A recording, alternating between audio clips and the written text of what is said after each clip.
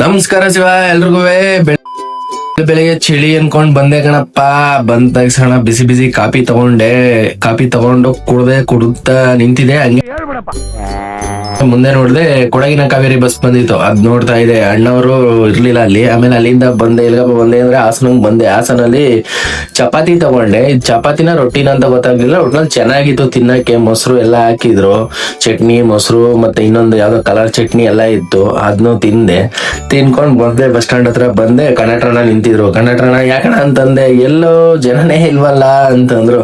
ಬಾರಣ ಜನ ಬರ್ತಾರೆ, ಯಾಕಣ ಇದ್ ಮಾಡ್ತೀಯಾ, ನಮ್ದೊಂದೇ ಬಸ್ಸಾ, ಪಾಪಚ್ಚಿ ಬೇರೆ ಬಸ್ಗೂ ಬರ್ಲಿ ಸುಮ್ನಿರು ಅಂತಂದೆ. ಹಂಗೆ ಒಂದ್ ಸ್ವಲ್ಪ ನಾನು ಸುಮಾರಾಗಿದ್ದಾನ ಅಂತ ನೋಡ್ಕೊಂಡೆ. ಚೆನ್ನಾಗಿದ್ದೆ. ಆಮೇಲೆ ಮುಂದೆ ಬರೋರ್ನ ನೋಡ್ತಿದ್ರೆ ಅವರು ಇದೇನು ಕ್ಯಾಮ್ರಾ ಹಿಡಿತಾವನಲ್ಲ ಅಂದ್ಬಿಟ್ಟು ಅವ್ರವ್ರೆ ಮಕ್ಕ ನೋಡ್ತಿರೋ. ಆಮೇಲೆ ಬಂದೆ. ಇಲ್ಲಿ ನನ್ನ ಅಣ್ತಮ್ಮ ಸಿಕ್ತ. ಅಣ್ಣ ನಿನ್ ಡ್ಯೂಟಿ ಇಳಿದ್ಬಿಟ್ಟು ಬಂದಿದೆ ಅಣ್ಣ, ನೀನ್ ಈ ಡ್ಯೂಟಿಗೆ ಹೋಯ್ತಾ ಇದೀನಿ ಅಂತಂದ. ಸರಿ ಕಣಮ್ಮ ಆಯ್ತು ಬಾಯ್ ಅಂದ್ಬಿಟ್ಟು ಬಂದೆ.